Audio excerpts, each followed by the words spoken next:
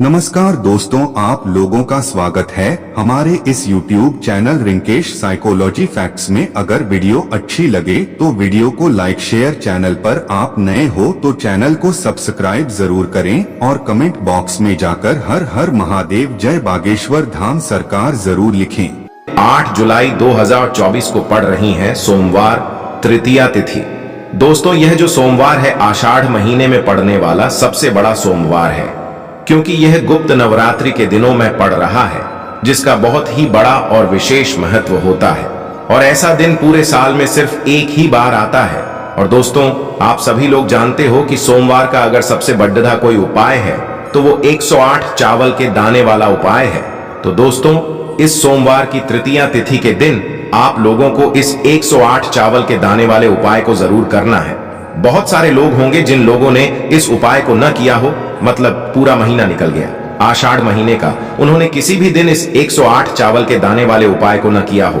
पर दोस्तों, आपके पास एक आखिरी मौका बचा हुआ है, जो कि 8 जुलाई के दिन। तो इस दिन आप लोगों को इस वाले उपाय को जरूर कर लेना है, भले ही आपने पूरे महीने भर इस उपाय को न किया हो। पर अगर आपने इस आषाढ़ महीने के सोमवार तृतीया के दिन अगर इस वाले उपाय को कर लिया तो आपको इस उपाय को करने का वो फल मिलेगा जिसकी आपने कभी कल्पना भी नहीं करी होगी। इसीलिए आप लोग इस वाले उपाय को एक बार जरूर कर लेना, ताकि आप लोगों के हाथ से यह मौका न जा सके और आपको इस उपाय को करने का फल मिल सके। दोस्तों, ये उपाय पंडित जी ने अपनी अभी की ही शिव महापुराण की कथा में बताया है, जिस उपाय को आज हम आपको बहुत अच्छे से समझाने वाले हैं। इस वीडियो को देखने के बाद इस उपाय को समझने के लिए आपको कोई और वीडियो को देखने की जरूरत नहीं पड़ेगी। तो चलिए दोस्तों, उपाय को शुरू करते हैं। देखिए, यह इस आषाढ़ महीने के सोमवार गुप्त नवरात्रि के दिन यह इतना खास होता है, इतना महत्वपूर्ण होता है। देखा है, कभी कभी बड़े बड़े पूजा पाठ अनुष्ठान से जो मनोकामना पूर्ण नहीं होते, वो आषाढ़ महीने के दिन एक छोटे से उपाय करने से ही आपकी मनोकामना पूर्ण हो जाती है। और बहुत सारे लोगों ने इस उपाय को किया भी है और उनको इस उपाय को करने का फल भी जरूर मिला है। अगर आप लोग भी इस उपाय को करना चाहते हैं तो आप इस उपाय को पहले अच्छे से समझ लेना, सुन लेना, उसके बाद करना। आपको इस उपाय का फल जरूर मिलेगा। और इस उपाय को कर लेने से आपके घर में चाहे किसी भी प्रकार की दुख और समस्या क्यों न चल रही हो, आपको उसका कारण भी नहीं पता है कि भाई यह समस्या किस कारण से चल रही है। उसका कुछ भी कारण हो सकता है, जैसे पितृ दोष हो सकता है या किसी भी तरह का मंगल दोष भी हो सकता है। तो इस दिन आप लोगों को यह वाला उपाय कर लेना है। यह एक ऐसा उपाय है जिस उपाय को अगर किसी विशेष दिन पर किया जाए तो भाई उस विशेष दिन का जो है वह तो हमें मिलता ही मिलता है। पर हमने उस दिन पर इस उपाय को किया है तो हमें उससे भी बड़ा फल मिलता है, और फल बहुत जल्दी मिलता है, क्योंकि आप इस उपाय को बहुत ही बड़े और विशेष दिन पर कर रहे हो। तो चलिए अब उपाय के बारे में बात करते हैं। लेकिन उससे पहले आप लोगों को यह जानना आवश्यक है कि आखिर यह उपाय किस समय करना है, किसको करना है और कैसे करना है। तो चलिए हम आगे आपको वीडियो में एक एक करके बता देते हैं। लेकिन उससे पहले अगर आप लोग हमारे चैनल पर नए हैं तो हमारे चैनल को सब्सक्राइब कर लेना और इस वीडियो को लाइक करके कमेंट बॉक्स में श्री शिवाय नमस्तुभ्यम ओम नमः शिवाय जरूर टाइप कर देना। तो दोस्तों, इस 108 चावल के दाने वाले उपाय को हमें इस सोमवार के दिन कैसे करना है, किसको करना है, किस समय करना है और कहां पर करना है, ये सारे सवालों के जवाब आपको इस वीडियो में मिल जाएंगे। और जो ये वीडियो देखेगा भाई, उसको 108 चावल के दाने वाला उपाय जरूर करना चाहिए, क्योंकि इस दिन एक चावल के दाने का भी बहुत ही बड़ा और विशेष महत्व होता है। और जब बात आ जाए 108 चावल के दाने की, तो यह सोने पे सुहागा वाली बात हो जाती है और ये एक बहुत ही बड़ा उपाय हो जाता है इस सोमवार गुप्त नवरात्रि का। तो अब दोस्तों, इस 108 चावल के दाने वाले उपाय को आखिर करना किसको है, सबसे पहले हम लोग वो बात जान लेते हैं। तो देखो, घर की जो बड़ी माताएं बहनें होती हैं, उन माताओं बहनों में से कोई भी एक बड़ी माता बहन इस वाले उपाय को कर सकती है। और दोस्तों, अगर आप चाहें तो अपने घर में से सभी सदस्यों को भी इस उपाय को करवा सकते हैं। अगर किसी व्यक्ति की खुद की कोई मनोकामना है, खुद की कोई दुख और परेशानी है जो कि वह अपने लिए ही करना चाहता है इस वाले उपाय को, तो वह खुद अपने लिए भी कर सकता है। बाकी अगर कोई घर में से ऐसा है जो कि अपने पूरे घर परिवार की सुख और शांति के लिए ये वाला उपाय करना चाहता है, तो भाई वह भी कर सकता है, उसमें भी कोई दिक्कत वाली बात नहीं है। कहने का मतलब ये है कि इस उपाय को हर एक सदस्य भी कर सकता है और पूरे घर परिवार के सदस्य के लिए घर की बड़ी माताओं बहनों में से कोई एक माता बहन भी कर सकती है। माताएं बहनें अगर घर में उपस्थित न हो या वो यह वाला उपाय न कर पा रही हो, तो फिर घर का कोई बड़ा सदस्य भी इस 108 चावल के दाने वाले उपाय को कर सकता है, चाहे फिर वह पुरुष ही क्यों ना हो, उसमें कोई भी दिक्कत वाली बात नहीं है। अब दोस्तों, इस 108 चावल के दाने वाले उपाय को हमें करना कहां पर है? हमें इसे शिव जी के मंदिर में जाकर करना है। बहुत सारे लोग प्रश्न करते हैं, हर एक उपाय को करते समय क्या हम इस उपाय को घर पर कर सकते हैं? तो इस वाले उपाय को आप घर पर नहीं कर सकते हो। इस वाले उपाय को करने के लिए आपको शिव जी के मंदिर ही जाना पड़ेगा। उसके बाद में दोस्तों, जो अगला प्रश्न निकल कर आता है वो यह आता है इस उपाय को लेकर कि आखिर इस उपाय को हमें किस समय करना है, सुबह के समय करना है कि शाम के समय करना है? तो देखो, इस वाले उपाय को आप लोग सुबह के समय भी कर सकते हो और शाम के समय प्रदोष काल में भी कर सकते हो। अब अगर आप पूछो कि भाई सबसे उत्तम समय कौन सा रहेगा इस 108 चावल के दाने वाले उपाय को करने का, तो हम आपसे बस यही कहेंगे कि इस उपाय को आप सुबह के समय करेंगे तो ज्यादा बेहतर होगा। बाकी अगर प्रदोष काल शाम के समय भी करेंगे तो भी अच्छा होगा, उसमें कोई भी दिक्कत वाली बात नहीं है। तो अब दोस्तों, जो अगली सबसे बड़ी और महत्वपूर्ण बात आती है वो यह आती है कि सुबह अगर हम उपाय को करेंगे तो हमें कितने बजे से लेकर कितने बजे तक के बीच में करना है, और शाम के समय प्रदोष काल में करेंगे तो हमें कितने बजे से लेकर कितने बजे के बीच में करना है। तो देखो, सुबह जितनी जल्दी हो सके आप उपाय को करने की कोशिश करना। बाकी अगर किसी कारणवश लेट भी हो जाओ, थोड़ी देर भी हो जाए, तो 10 या 11 बजे तक भी आप उपाय कर लेना, पर 12 बजे से ज्यादा देरी ना हो, ठीक है? इस बात का ध्यान रखना। उसके बाद में दोस्तों, अगर शाम के समय प्रदोष काल की बात करें, प्रदोष काल का जो समय है होता है वो शाम के 6 बजे से शुरू हो जाता है। मतलब शाम के 6 बजे से लेकर 7 बजे के बीच का जो समय होता है, ये समय प्रदोष काल का समय होता है। पर अभी जो मौसम चल रहा है, इस मौसम में जो है शाम बहुत देरी से होती है, तो आप इस उपाय को 7 या 8 बजे के बीच में भी कर सकते हो। मतलब शाम के 6 बजे से रात 8 बजे के बीच में आप कभी भी इस वाले उपाय को कर सकते हो, उसमें कोई भी दिक्कत वाली बात नहीं है। अब दोस्तों, यहाँ पर इस उपाय को लेकर एक और सबसे बड़ी बात ये निकल कर आती है कि इस 108 चावल के दानों को हमें लेना कहां से होता है, और हमें इस उपाय को करने के साथ में क्या और कुछ भी सामग्री ऐसी होती है जो शिव जी के मंदिर लेकर जानी पड़ती है। तो देखो, यहां पर हम आपको बता दें, सबसे पहले आप लोग यह जान लो कि यह जो 108 चावल के दाने वाला उपाय है, सिर्फ और सिर्फ आप उपाय की सामग्री लेकर कभी भी शिव जी के मंदिर मत जाना, क्योंकि हमें भगवान के सामने यह नहीं दर्शाना है कि अगर हम भगवान शिव जी के मंदिर आए हैं तो अपने फायदे के लिए आए हैं। तो इसलिए जो भी पूजन सामग्री है, उपाय सामग्री है, 108 चावल के दाने, इसके साथ में आपको पूजन सामग्री भी जरूर लेकर जाना है। देखो, अगर सुबह के समय उपाय कर रहे हो तो सीधी सी बात है, 1 लोटा जल तो आप लेकर जाओगे ही जाओगे। वही 1 लोटा जल अगर मिट्टी का जल हो तो बहुत अच्छा रहेगा। मिट्टी का जल कैसे बनाया जाता है, इसके लिए हमने पहले से बहुत सारी वीडियोस बना दी है। आपके पास इस दिन एक आखिरी मौका रहेगा मिट्टी का जल शिव जी पर चढ़ाने का और उपाय को करने का, बहुत बड़ा आपको इस दिन फल मिलेगा। तो इसलिए इस दिन हो सके तो भाई मिट्टी का जल चढ़ाना तो अपने साथ में कम से कम 1 लोटा जल तो आपको लेकर जाना ही जाना है। अगर मिट्टी का जल नहीं है तो घर का जल भी आप इस्तेमाल कर सकते हो। इसके अलावा जो भी पूजन सामग्री है, देखो 108 चावल के दाने ये अलग आपके रहेंगे, और जो आपकी पूजन सामग्री रहेगी वो अलग रहेगी।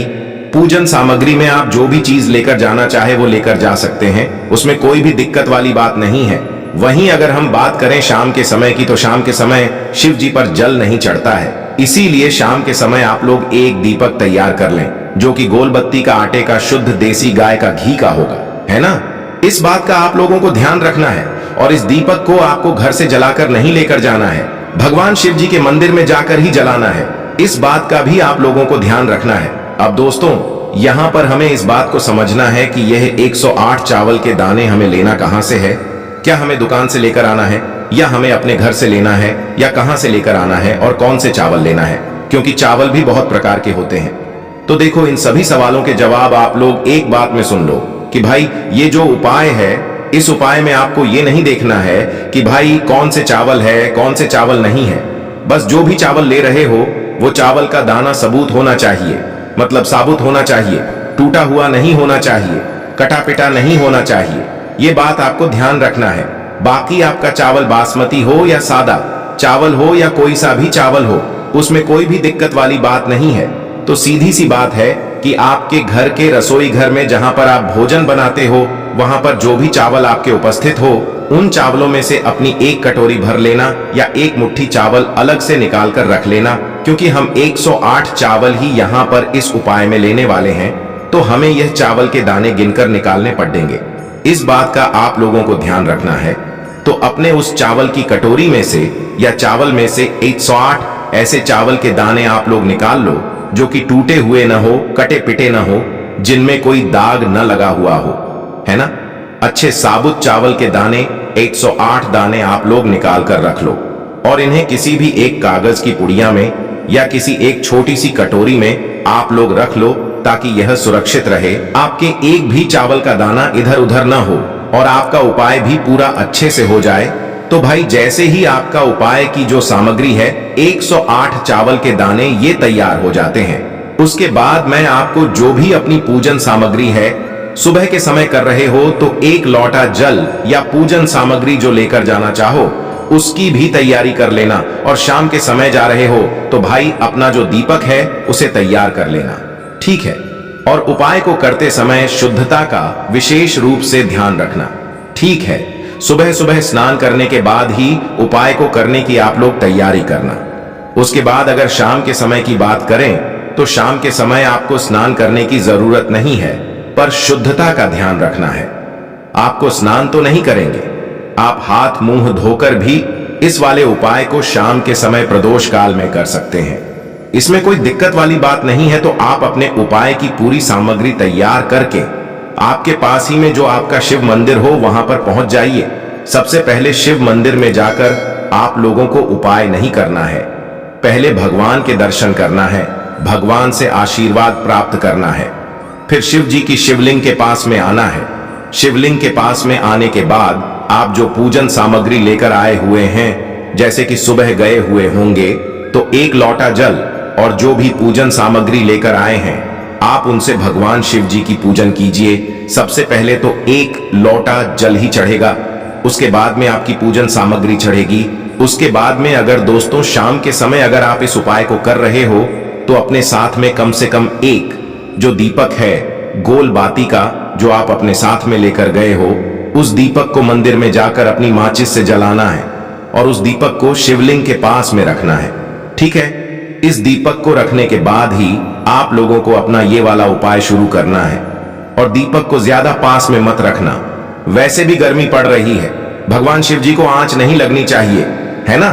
तो भाई जैसे ही आपकी पूजा अर्चना हो जाती है आप भगवान शिव जी को प्रसन्न कर लेते हैं। उसके बाद में शिवलिंग के पास ही में आप कहीं पर बैठ जाइए, सामने या आसपास जिस जगह पर आपको बैठना हो वहां पर बैठ जाइए और अपने वह 108 चावल के दाने अपने सामने निकाल कर रख लीजिए, क्योंकि अब यहां पर उपाय को यहां पर करने की आपको तैयारी करना है। और इस तरीके से जब आप उपाय करेंगे, पूजन सामग्री करने के बाद, पूजन अर्चना करने के बाद, तो आपको उपाय का फल बहुत जल्दी और बहुत बढ़ा होकर मिलेगा। तो अपने 108 चावल के दाने अपने सामने निकाल कर रख लेना। और यह जो उपाय है यह आपकी सीधे हाथ की हथेली से होगा, इसलिए इस बात का भी विशेष रूप से ध्यान रखना है। तो सीधे हाथ की हथेली का प्रयोग करके ही आप लोग अपना इस वाले उपाय को करना। अपने सामने जो भी आपकी कागज की पुड्डिया है उसको खोल कर रख लो, या कटोरी है तो भाई उसे अपने सामने रख लो और अपने वह 108 चावल के दाने निकाल लो, ठीक है।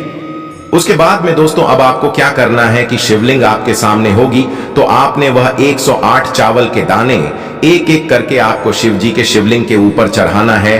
कहां पर चढ़ाना है? शिवलिंग के ऊपर चढ़ाना है, और कहीं पर भी नहीं चढ़ाना है, आपको अपने हथेली से तो शिवलिंग के ऊपर चढ़ाना है। भले ही फिर वो अपने आप जलाधारी पर गिर जाए या मतलब वहीं पर गिर जाए, उसमें कोई दिक्कत वाली बात नहीं है। पर आप चढ़ाओ शिवलिंग के ऊपर ही, तो आपको क्या करना है, अपना पहला चावल का दाना उठाना है, श्री शिवाय नमस्तुभ्यम बोलना है और शिवलिंग पर चढ़ा देना है। इसी तरीके से दूसरा चावल का दाना उठा है, शिवलिंग पर चढ़ाना है और मंत्र बोल देना है, और फिर तीसरा चावल का दाना उठाना है, श्री शिवाय नमस्तुभ्यम बोलना है और चढ़ा देना है। इसी प्रकार से आपको पूरे 108 चावल के दाने एक एक करके शिव जी के शिवलिंग के ऊपर चढ़ाना है और भगवान से प्रार्थना करते जाना है। मतलब प्रार्थना तो आपको आखिरी में करना है, पर हर एक चावल के दाने को चढ़ाते समय श्री शिवाय नमस्तुभ्यम जरूर बोलना है। उसके बाद ही में यह चावल का दाना शिवलिंग के ऊपर आपको चढ़ाना है। जैसे ही आपके 108 चावल के दाने शिवलिंग के ऊपर चढ़ जाते हैं, तो भाई उसके बाद में आपको क्या करना है, भगवान से अपनी मनोकामना बोलना है। मनोकामना भी कब बोलना है, जब आपका 108 चावल का दाना आपके सीधे हाथ की हथेली में हो और आप उसे चढ़ाने के लिए जा रहे हो। श्री शिवाय नमस्तुभ्यम बोलकर उस आखिरी चावल के दाने को शिवलिंग के ऊपर चढ़ा देना और भगवान से फिर अपनी वह मनोकामना बोल देना, जिस मनोकामना के लिए आप लोग अपना यह वाला उपाय कर रहे हो। जिस भी दुख और परेशानी के लिए आप लोग अपना यह वाला उपाय कर रहे हो, उसके बाद में जैसे ही आप अपनी मनोकामना बोल देते हो, आपका यह वाला उपाय पूरा हो जाता है। पर दोस्तों, उपाय को करने के बाद आप लोगों को 2 मिनट भगवान शिव जी के मंत्र का जाप जरूर करना है, और मंत्र का जाप करने के बाद भगवान से एक और बार प्रार्थना करना है अपनी मनोकामना के लिए, या अपनी जो भी दुख और परेशानी है उसके लिए। इसके बाद में आप लोग भगवान को देखकर भगवान से प्रार्थना करके उनसे आशीर्वाद लेकर वहां से उठ सकते हैं और अपने घर पर जा सकते हैं। बस दोस्तों, यहाँ पर यह वाला उपाय पूरा हो जाता है। इस तरीके से जो भी व्यक्ति छोटी छोटी चीजों का ध्यान रखते हुए इस 108 चावल के दाने वाले उपाय को करेगा, निश्चित सी बात है उसे उसकी मनोकामना जल्द ही पूर्ण होगी और जो भी दुख